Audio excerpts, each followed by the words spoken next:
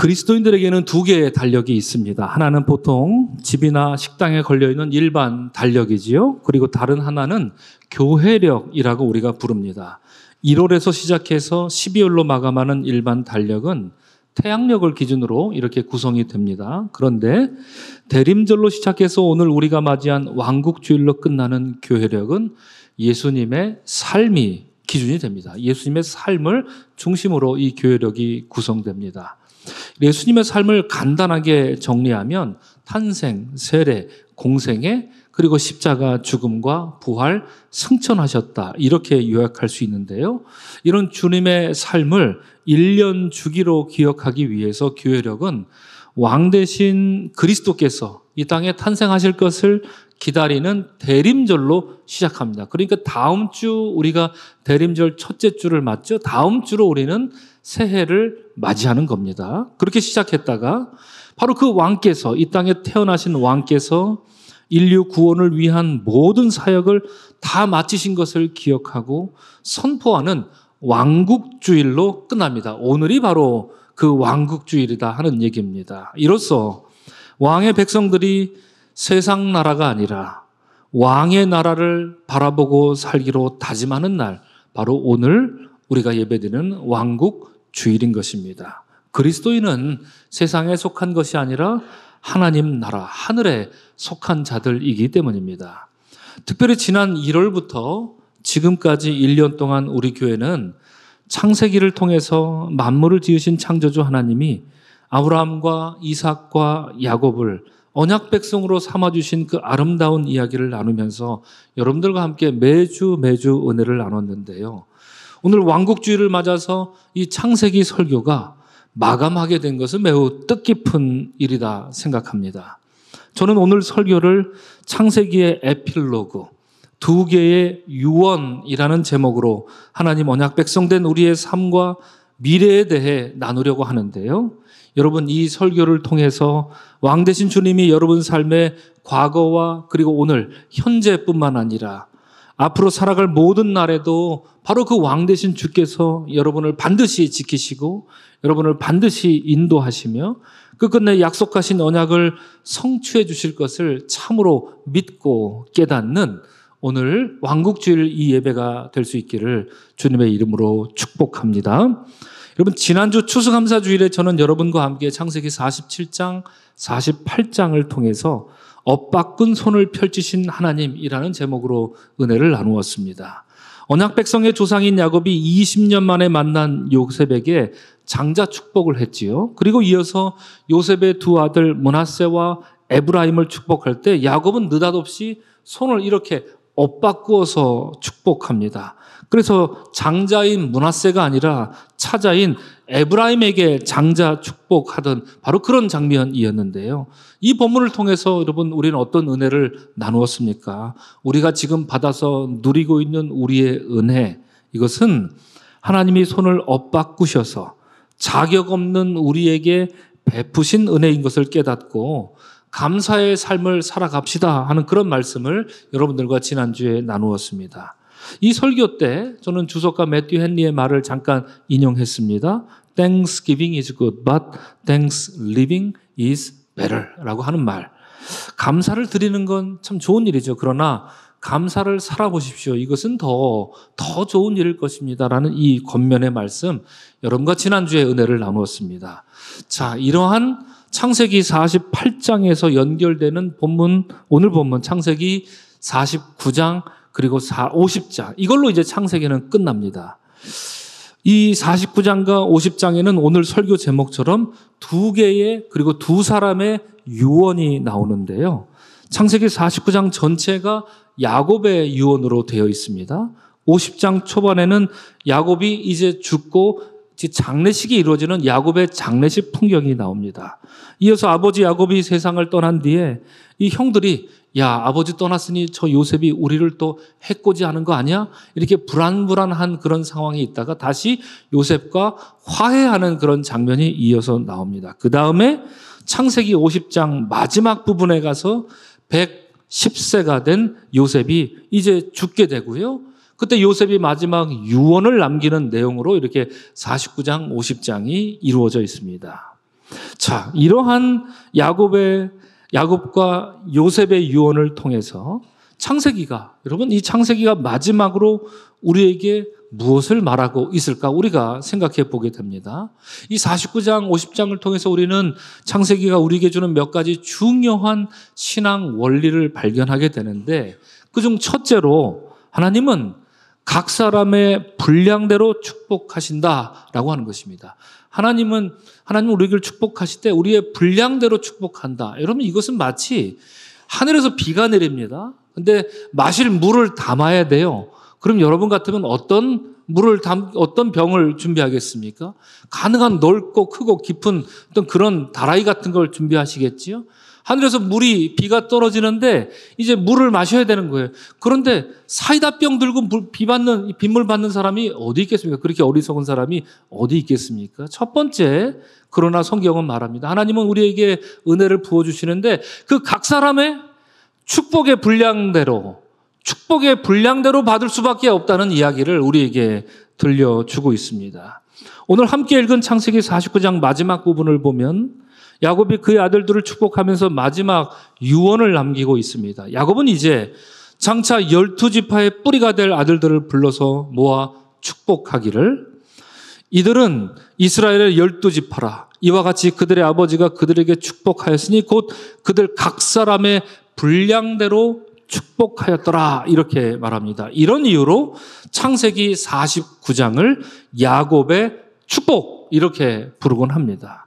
그런데 여러분, 이미 읽어보신 분들은 다들 아시겠지만 창세기 49장 전반부를 보시면 야곱이 남긴 유언에는 엄청난 축복의 말씀이 분명 있습니다만 무시무시한 저주도 있습니다. 분명히 있습니다. 예를 들어 야곱은 첫째 아들 루벤에게 너는 탁월하지 못하리니 내가 아버지의 침상에 올라가 더럽혔습니다. 이렇게 대놓고 꾸짖고 있고요.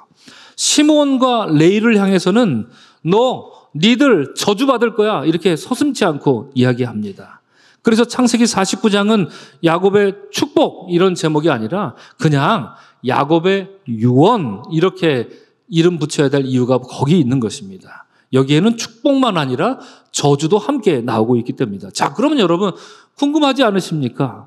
야곱은 왜 임종 직전에 자식들에게 복과 저주를 둘 다 유언으로 남기겠습니까? 여러분, 우리가 세상 떠날 때 자식들에게 기왕이면 좋은 말로 이렇게 유언을 남기고 갈 것이지, 너 이렇게 하면 저주받을 거야? 이렇게 저주를 말할 사람이 어디 있겠습니까? 그러나 야곱은 유언을 남기는데 왜 굳이 복만 빌어도 가도 될 텐데 왜 저주에 관한 말을 유언으로 남겼을까? 우리가 궁금합니다.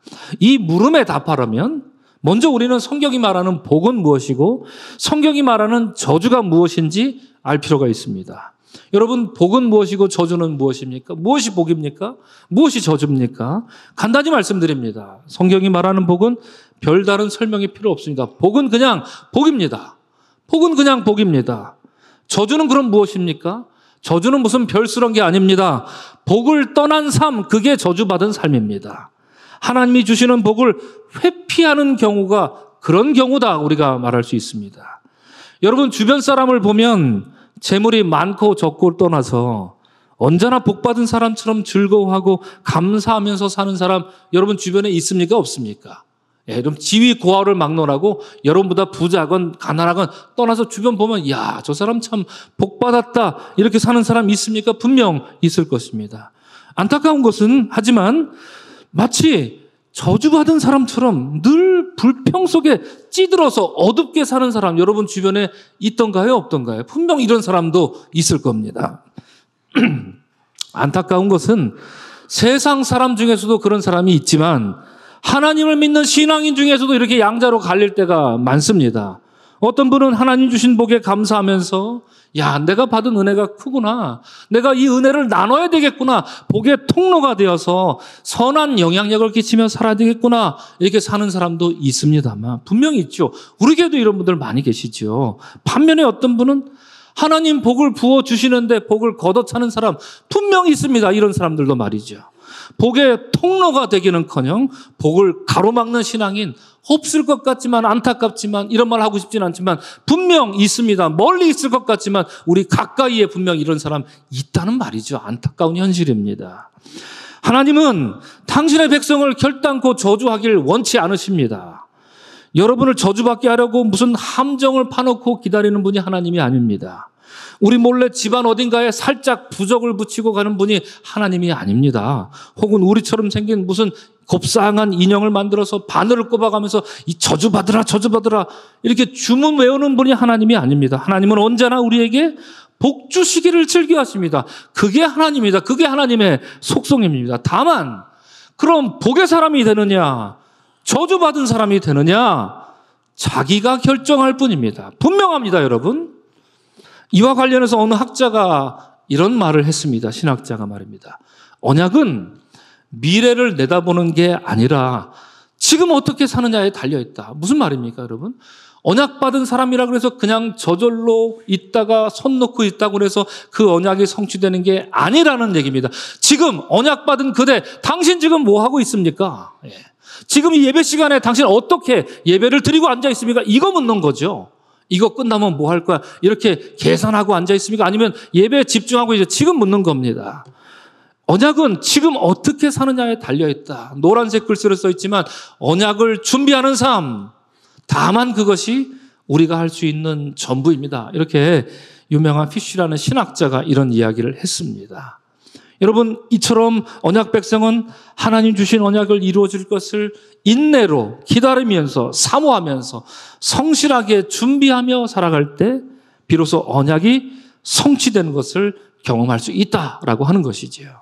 그러므로 여러분, 창세기 49장에서 야곱이 마지막 유언으로 복과 저주를 함께 말한 것은 후손들이 그 말을 가슴에 새겨서 저주의 길이 아니라 언약 백성다운 복의 길을 늘 준비하며 살기를 당부하려 했던 것이시죠. 그래서 앞서 나눈 본문에서 야곱이 그들에게 축복하였으니 곧 그들 각 사람의 분량대로 축복하였더라 이렇게 말했던 것처럼 이런 복과 저주는 그 사람의 분량대로 자신의 선택에 따라 복이든 저주든 자초하는 것이라고 성경은 우리에게 말하고 있는 것입니다. 여러분 다시 한번 말씀드립니다. 하늘에서 하나님이 은혜를 비처럼 내려주십니다. 여러분들은 무엇으로 받으려 하십니까? 무엇을 들고 바깥에 나가 서 계십니까? 주둥이가 아주 얇은 그런 거 들고 왜 내게 복을 주지 않습니까? 라고 불평하는 그런 신앙이 아니기를 소망합니다. 여러분 축복합니다. 축복의 분량을 넓히십시오. 축복의 분량을 튼튼하게 만드십시오.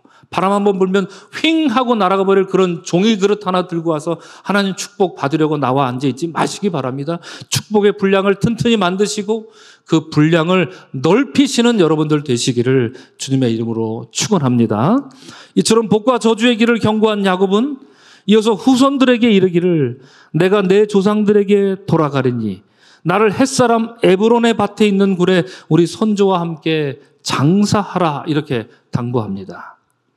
여기서 말하는 굴, 여러분 이것은 무슨 굴입니까? 화면에 써 있지만 막벨라 굴입니다. 창세기 23장을 보면 믿음의 조상 아브라함이 그의 아내 사라를 매장하기 위해 여러 번의 끈질긴 협상을 결쳐서 은 40세겔이라는 아주 막대한 비용을 치르고 겨우 구입한 것이 바로 막벨라 굴입니다. 여러분 다 아실 것입니다. 이미 우리가 나눴습니다. 이때 아브라함이 구입한 뒤에 막벨라 굴은 아브라함의 소유로 확정되었다는 말이 계속 나왔지요. 이로써 오늘 본문 31절도 말하는 것처럼 막벨라 굴은 그 이후로 아브라함과 그의 아내 사라의 무덤이 됩니다. 이삭과 그의 아내 리브가의 무덤이 됩니다. 그리고 야곱의 아내 레아가 안전하게 묻혀 있는 곳, 그것이 바로 언약 백성의 묘지, 그것이 막벨라 굴이었습니다. 여기서 우리는 창세기가 마지막으로 전하는 이 두 번째 신앙 원리를 보게 됩니다. 곧 야곱이 후손들에게 주는 최고의 유산은 다른 게 아니라 신앙의 중심을 지키는 일이었습니다. 지금 야곱 여러분 어디서 유명을 달리했습니까? 그가 죽은 곳이 어디입니까? 애굽 아닙니까? 창세기 50장 전반부를 보면 이 애굽에서 치러진 야곱의 장례식 풍경을 말해주고 있는데요. 자세히 읽어보면 실로 어마어마한 장례식입니다. 마치 이집트 바로의 장례식을 방불케 합니다. 성경은 말하기를 야곱의 시신에 이 향을 바르는 시간이 얼마나 걸렸다고요? 40일이 걸렸다 이렇게 얘기합니다. 그래서 그가 죽었는데 애굽 사람들은 며칠 동안 그를 위해 곡했다고 합니까? 70일 동안 곡했다고 합니다. 여러분 이 구절에 대해서 그래서 독일의 토마스 만이라는 작가가 이렇게 말한 바 있습니다. 아마도 요셉은 아버지 야곱의 장례식을 이집트식으로 치르고 싶었을 것이다 이렇게 추정했습니다. 일리 있는 말이죠. 왜 그렇습니까? 여러분 이런 방식, 사람이 죽었는데 그 시신에다가 향을 바르는 시간이 40일이 걸렸다. 이 시신을 뭘로 만들려고 하는 걸까요, 여러분? 썩지 않게끔 우리가 잘 아는 미라찜으로 만들려고 하는 그런 작업입니다. 고대 근동 사회에서 가장 인류 역사를 통틀어서 가장 장례 문화가 발달한 나라 어디입니까? 바로 이집트입니다. 40일 향 바른다라는 게 그래서 나온 말이고요. 70일 곡을 했다는 말이 그래서 나온 것이지요. 사실 이쯤 되면 제가 야곱의 아들 요셉이라고 한다면 애굽에서 제일 풍수질이 좋은 곳을 골라서 그곳에 뭘 짓습니까? 세목골로 된 피라미드를 우리 아버지를 위해 지으라 이렇게 말할 것 같아요.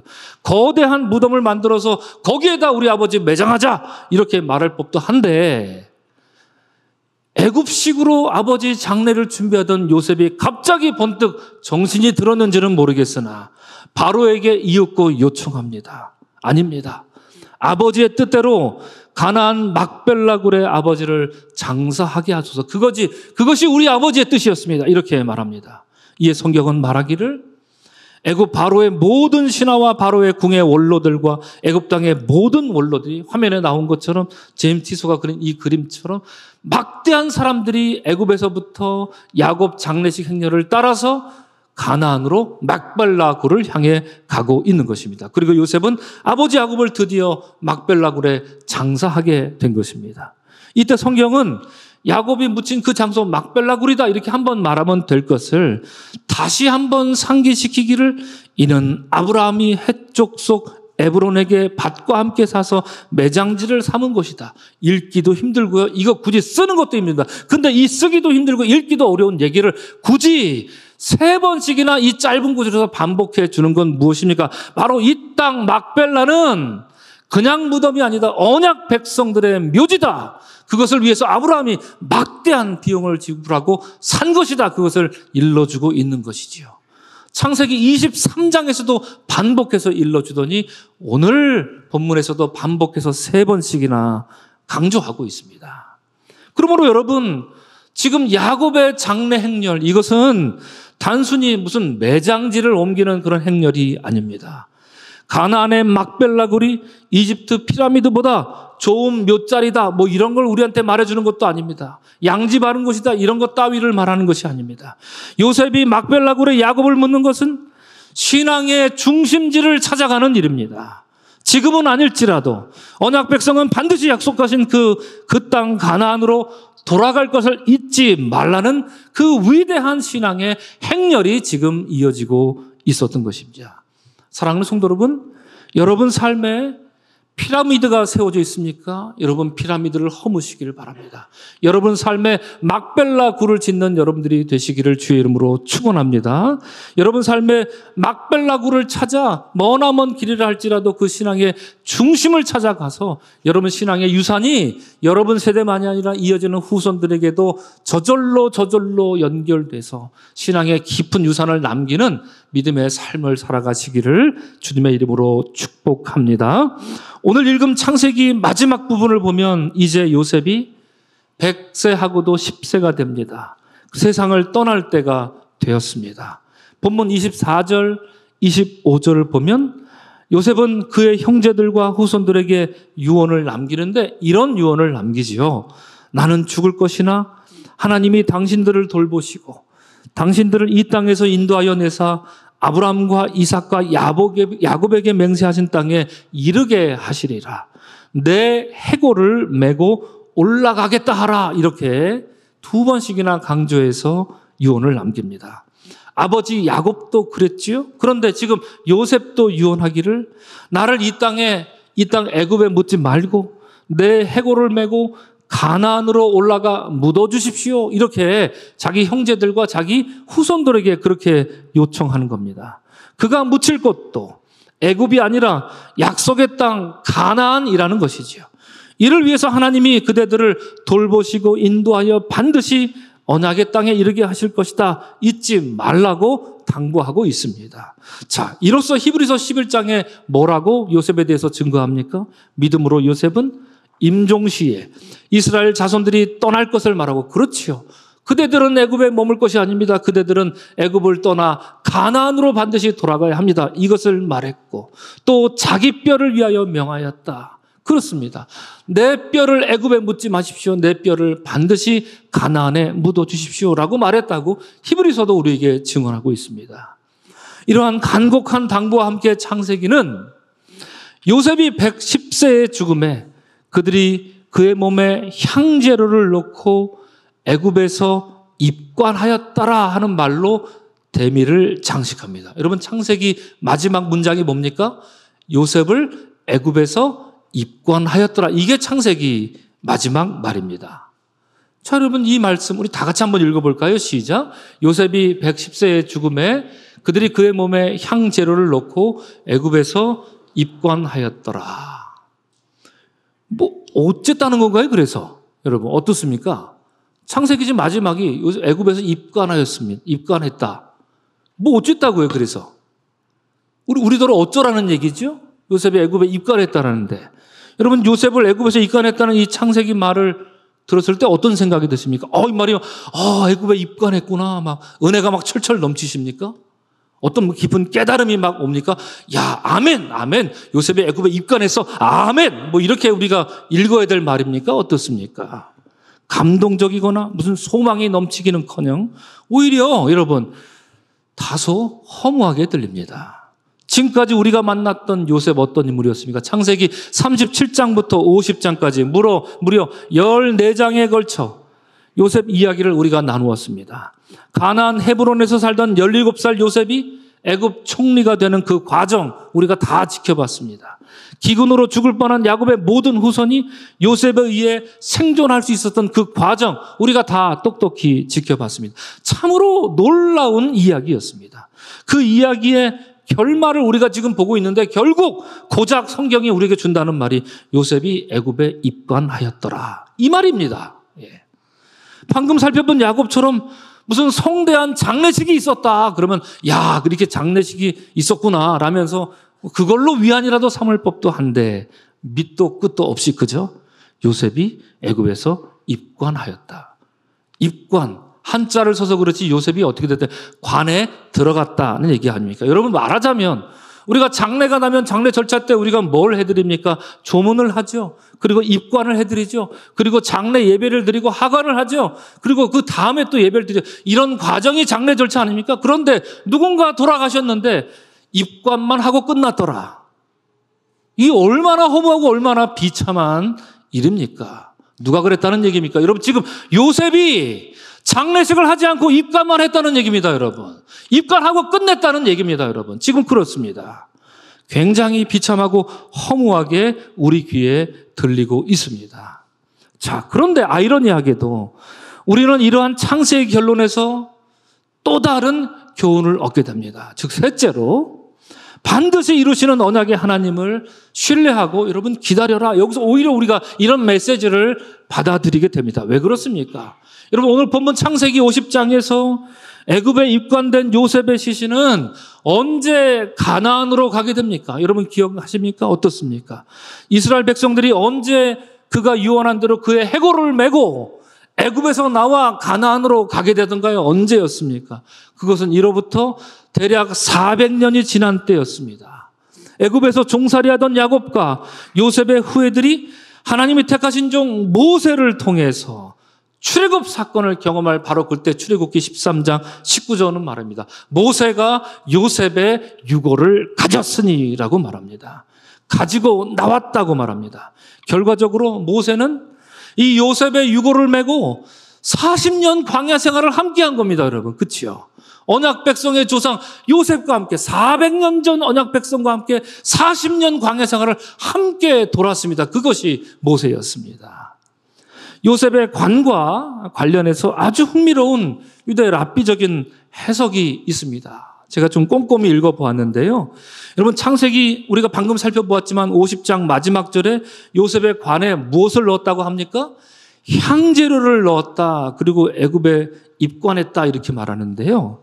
이것을 어느 랍비는 어떻게 해석하냐면, 이것이 아까 제가 잠깐 말씀드린 것처럼 그림인데 이집트식으로 미라를 만드는 과정이었을 것이다. 이렇게 어느 랍비가 추정합니다. 그림으로 보시는 것처럼 요셉의 관을 이렇게 미라처럼 향을 넣고, 그렇죠? 역시나 한 40일 정도 넣었겠죠. 향을 몸으로 발랐겠죠. 썩지 않게 하려고 애를 썼겠죠. 이집트식은 그런 것 아니었겠습니까? 그렇게 하고 관 속에 넣고 그것을 어떻게 했느냐? 그것에 대한 근거는 없으나 유대 랍비들 전통에 따르면 그것을 어떻게 했느냐? 그것을 나일강에 수장을 했다. 그들은 그렇게 믿습니다. 왜냐하면 이유가 있습니다. 요셉이 너무나도 이집트에게 중요하고 놀라운 일을 했기 때문에 이집트 사람들이 그가 죽었음에도 불구하고 그의 remains, 유해를 물속에 넣고 나일강에 넣고 그러면 나일강이 그로 말미암아 복을 받게 될 것이다 하는 이런 요청이 있어서 요셉의 시신은 잘 쌓여져서 그래서 관에 넣고 나일강 아래 있었을 것이다. 이렇게 유대 랍비들은 오래전부터 이렇게 마치 전설처럼 믿어왔다는 것이죠. 그럼 그 관을 어떻게 꺼냈단 말입니까? 모세가 이제 출애굽 사건 당시에 역시 그것도 성경에 나오는 얘기는 아닙니다. 이렇게 말합니다. 요셉이여, 요셉이여. 나일강에 가서 모세가 소리칩니다. 요셉이여, 요셉이여. 이스라엘 백성이 압제자로부터 구원받을 때가 됐으니 올라오시오. 이렇게 모세가 소리치자 나일강 밑에 있던 요셉의 관이 푹 떠오르면서 그것을 이스라엘 백성들이 어깨에 둘러매고 함께 출애굽했다. 유대 랍비들은 아주 이렇게 재밌게 해석을 합니다. 성경에 나오는 얘기 아닙니다. 어디 가서 이런 얘기 하시면 안 됩니다. 물론 근거 있는 해석이라 보긴 어렵습니다만 굉장히 당시 요셉의 위치를 생각했을 때 재미있는 해석은 분명한 것 같습니다. 그러나 우리가 믿는 것은 출애굽기가 분명히 말한 것처럼 모세가 요셉의 유해를 모시고 애굽에서 나왔다. 그때, 그렇죠. 이후 40년 광야 생활을 마친 뒤에 모세가 죽죠. 그리고 그 후계자가 누가 됩니까? 여호수아가 됩니다. 그리고 여호수아로 인해서 백성들은 안전하게 강을 하나 건너지요. 요단강을 건넙니다. 여러분, 야곱의 장례식 행렬 50장에서 말하는 것 자세히 들여다보십시오. 그 장례식을 할 때 어느 강을 건넜다고 말하는지 아십니까? 요단강을 건넜다고 말합니다. 야곱의 장례식 때 말입니다. 자, 400년 뒤에 지금 여호수아가 성공적으로 이스라엘 백성들을 데리고 요단강을 건넙니다. 그리고 어떤 전투를 치르죠. 그게 무슨 전투입니까? 여리고성 싸움이었습니다. 그리고 아이성 싸움도 합니다. 그리고 성공적으로 12지파가 남부 지역을 점령하고 북부 지역을 점령하더니 12지파가 감격스럽게도 400년, 500년 전에 말했던 그 땅, 약속의 땅을 분배받게 되는 그 장면이 여호수아서에 나옵니다. 그래서 여호수아서 24장을 보면 이런 일이 있은 뒤에 이스라엘 백성들은 모두 다 세겜 땅에 모이시오 해서 그 옛날 아브라함과 이삭과 야곱에게 준 그 언약이 가나안 땅에서 오늘 우리에게 이루어졌음을 감격하면서 우리가 결단코 여호와를 버리지 않겠습니다. 우리는 여호와만 섬기겠습니다. 라고 말하면서 선포하는 저 유명한 세겜 언약갱신을 갖는 거죠. 그 언약갱신을 가진 직후에 성경은 드디어 우리에게 알려줍니다. 이스라엘 자손이 애굽에서 가져온 요셉 뼈를 세겜에 장사하였더라. 이렇게 말하듯이 반드시 언약을 이루시는 우리의 아브라함의 하나님, 이삭의 하나님, 야곱의 하나님을 끝까지 신뢰하면서 기다렸던 언약 백성들은 그 언약의 땅 가나안에서 드디어 요셉의 뼈를 장사하며 감격의 노래를 그제야 풀 수 있었던 것입니다. 이것이 창세기 마지막 구절이 성취되는 과정이었던 것이지요. 오늘 왕국주의를 맞아 이브에 나오신 사랑하는 성도 여러분, 지난 1월 태초에 말씀이 계시니라는 1장 1절의 말씀으로 시작된 이 기나긴 창세기 철로 역정을 오늘로 마감합니다. 지난 1년간 부족한 사람의 아주 불친절한 안내, 불친절한 설교를 여러분들은 인내로 견뎌주시며 따라와 주셔서 진심으로 감사드립니다. 함께했던 지난 1년의 설교가 여러분 제게도 쉽지는 않았습니다. 제 부족함을 깨닫는 시간이었고요.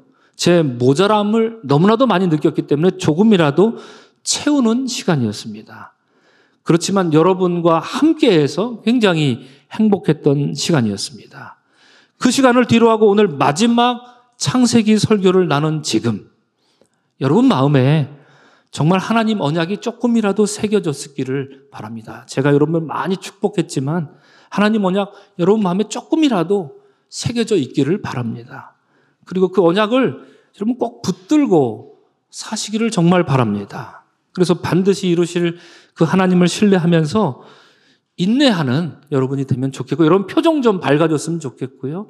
삶이 복의 길을 정말 걸었으면 좋겠습니다. 우리 서강교회 모든 성도님들 새해에는 정말 복된 길만을 걸었으면 좋겠습니다. 그 복된 길을 저버리는 그런 길을 가지 않았으면 참 좋겠습니다.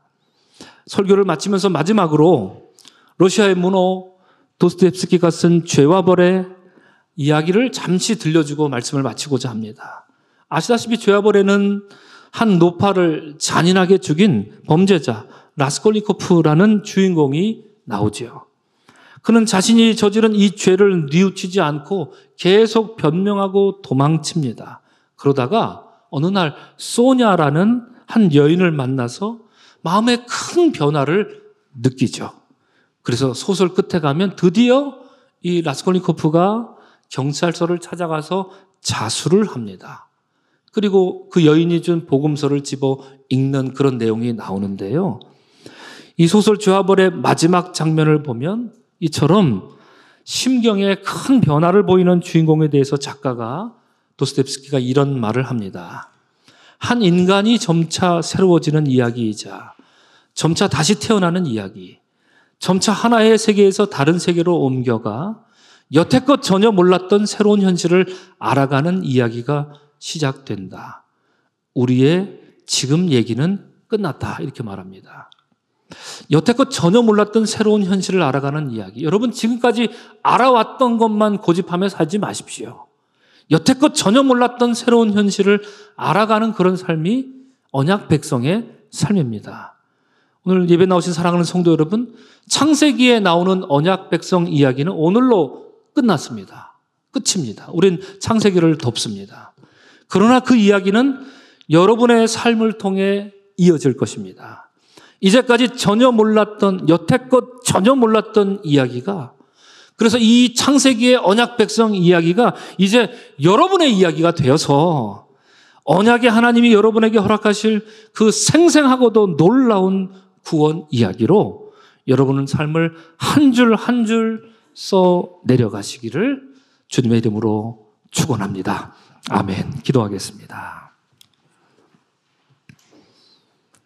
언약 백성의 이야기, 여태껏 한 번도 깨닫지 못했던 이야기, 성경을 우린 덮습니다. 그러나 그 이야기는 우리에게서 시작되어야 합니다. 은혜의 주님, 지난 1년간 창세기를 통하여 창조주 하나님으로, 헤세드의 하나님으로, 언약의 하나님으로 우리 삶 속에 다가와 주셨습니다. 넘어질 때마다 붙잡아 주셨고 잊을 때마다 언약을 되새겨 주셨고 때로는 아브라함의 하나님으로, 때로는 이삭의 하나님으로, 때로는 야곱의 하나님으로, 그리고 요셉의 하나님으로 우리와 동행하셨습니다.